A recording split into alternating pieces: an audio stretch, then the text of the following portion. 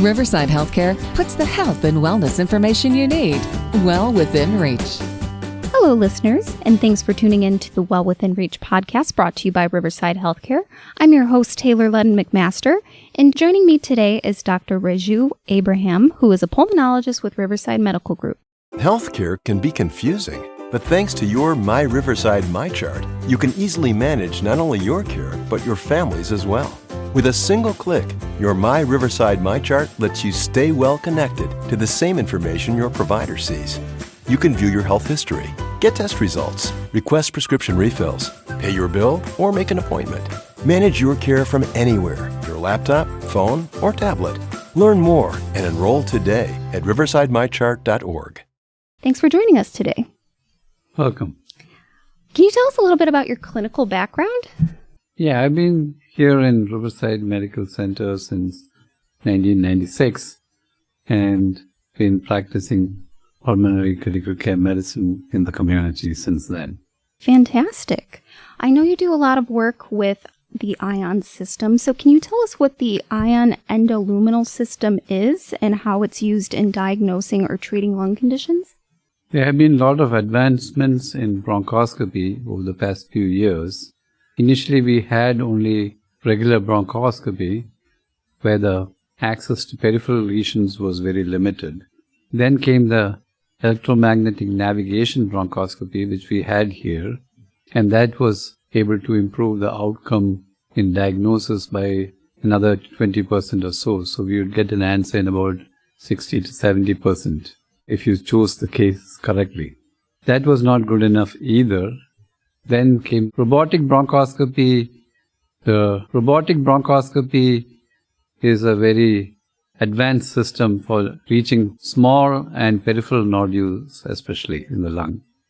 So lesions that we would never even think of getting to, now we can get to those lesions. Why is that important? Because you can diagnose early cancers, and also we can also find out if there is more than one cancer at the same time.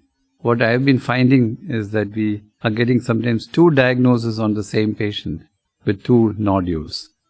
Doesn't happen all the time, but does happen frequently enough to say that we need to be doing this more often than we ever thought of before. Yeah, that's really interesting. Can you walk us through what a typical ION procedure looks like from a patient's perspective and a little bit about what they can expect before, during, and after the procedure? For a ION robotic bronchoscopy, we need to have the CT scan of the chest done in a particular fashion. The cuts are much closer than the usual CAT scans. So at Riverside, what we have is the radiology department makes the CT scan according to the ION protocol. Once we do that, then we put it in a laptop computer and see about making a pathway to that lesion. So we know exactly what the roadmap is before we start the procedure. Ideally, the CT scan we expect to be within 1 month of the procedure so that the anatomy hasn't changed or the things haven't moved or that there are no new lesions which have appeared since then. We then proceed to do the ION bronchoscopy under general anesthesia because the patient should not be moving during the procedure. So they are under general anesthesia. We use a GPS system which guides us to the lesion. And once we get to the lesion, we confirm the position by using ultrasound, which is a very accurate test to say that we are in the lesion if we see the right picture. The other way we check it is we use something called a cone beam CT scan, which is a 3-dimensional CT, which tells us where the catheter is in relation to the nodule. And then we can adjust the position of the catheter depending on the picture we see on the cone beam CT. Okay, so with the anesthesia and then also just the accuracy, that's typically the differences between a traditional guided CT? Yes, I think the traditional bronchoscopy used to be about 40% success. The electromagnetic navigation went to around 60%, and with ION robotic bronchoscopy, we can see is about 80 to 90%. Wow, okay. And is this typically done in an outpatient setting? Yes. The usual procedure is done as an outpatient procedure. Patient goes to recovery room after the procedure, and once they are fully awake and alert, they can go home assuming that there are no complications. Complications can occur, such as bleeding or collapse of the lung. So these are very, very rare. So we hardly have to keep the patients after the procedure, they go home. Only if they have any complications do we have to keep the patient, but that's very rare. Well, we're going to continue our conversation in a moment. We're going to take a brief moment to talk about the importance of primary care.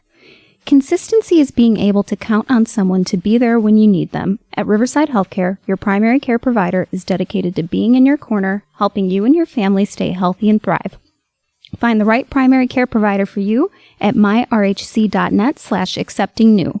From annual screenings to well checks and everything in between, having a primary care provider that you can trust makes all the difference. And we're back discussing ION with Dr. Abraham. First, I'm curious, we talked about it being done in an outpatient setting. How soon are they getting the results? The results usually take about anywhere from 24 to 72 hours. Okay.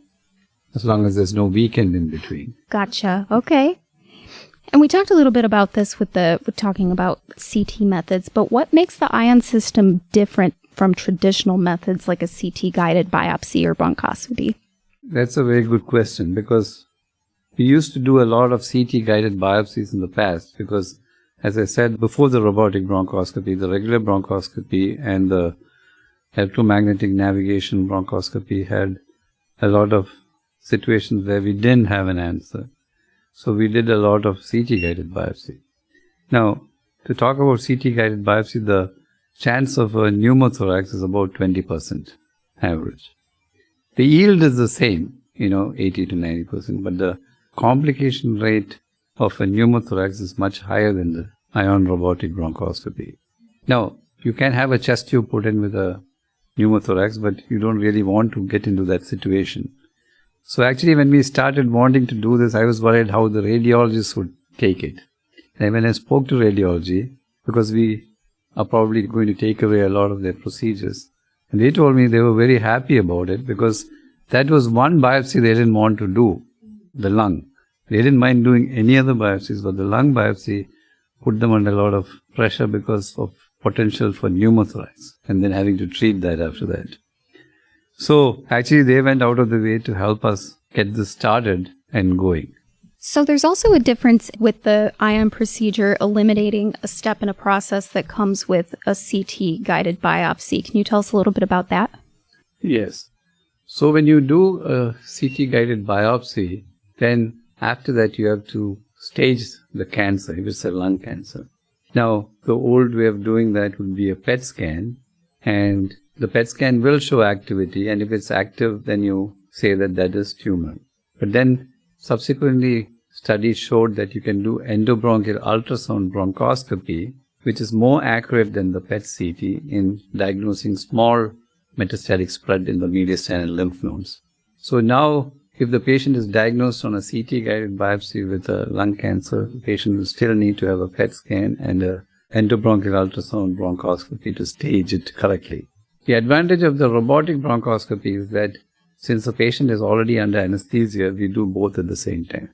We do the robotic bronchoscopy and then proceed on to do the endobronchial ultrasound to look at the mediastinal lymph nodes and see if there's malignancy there. So it saves an extra procedure for the patient. Great. So can you tell me who would be a good candidate for this type of procedure, and is it only for patients with suspected lung cancer? Can it help in other situations? Majority are going to be lung cancers, or it could be from another cancer.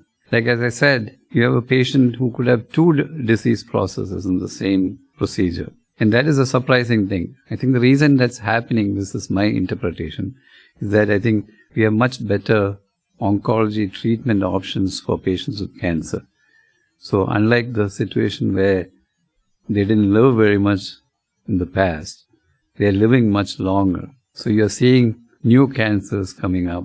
Of course, the treatments are getting better, so the new cancers are also getting treated. Like I had a patient who had been treated for uterine cancer, and the patient was responding to that, but also had a history of a renal cell cancer. And there was a nodule in the lung which was not responding. So that was the only spot that was not responding. So I ended up doing a biopsy on that spot. That turned out to be renal cell carcinoma metastasis. So that makes a difference because you are treating the patient for one cancer and you have a different cancer. Now the oncologist has to focus on that one too. So that is where it makes a difference to know what you are treating. Now, you may also have benign lesions. What I mean is infections. So sometimes we go in there, we find an infection rather than a cancer which is presenting as a nodule. Then you can treat the infection. So it's not all cancer. There could be situations where we know that this is not cancer, but it's an infection, such a fungal infection or something like that. Oh, interesting. Okay. How has technology changed the way that you and your team approach lung nodule evaluation and lung cancer diagnosis? What has changed is now that we can go after these smaller lesions, which we never would think about doing previously. And the guidelines used to say that wait 3 months for this type of nodule, wait 6 months for this type of nodule. But now my feeling is that those guidelines will change very soon from the people who make these guidelines nationally. Because now with the robotic bronchoscopy, you can access these nodules, and we are finding that we can get cancer diagnosed earlier when the prognosis is better than rather later. So I think this is going to open up a lot of new procedures. So I can tell you I've done more robotic bronchoscopies in 1 year than I'd have done in a few years, just because of the fact that we are able to access them better. Wow, that's really interesting. For someone listening who might be facing a lung nodule or possible diagnosis, what would you want them to know about this option and when to ask their doctor about it? We have already talked to the oncologists who are very well aware of this. The radiologists are also aware of this. And the primary care physicians have been aware because we presented this at a retreat. So we have told them that the pulmonologists are available. That means everybody in the department is available. They need a robotic bronchoscopy, and you just have to send them, and then we can take care of it from there. Well, thank you so much for your time and expertise, and thank you to the listeners for tuning into the Well Within Reach podcast brought to you by Riverside Healthcare. To learn more about Riverside, visit riversidehealthcare.org.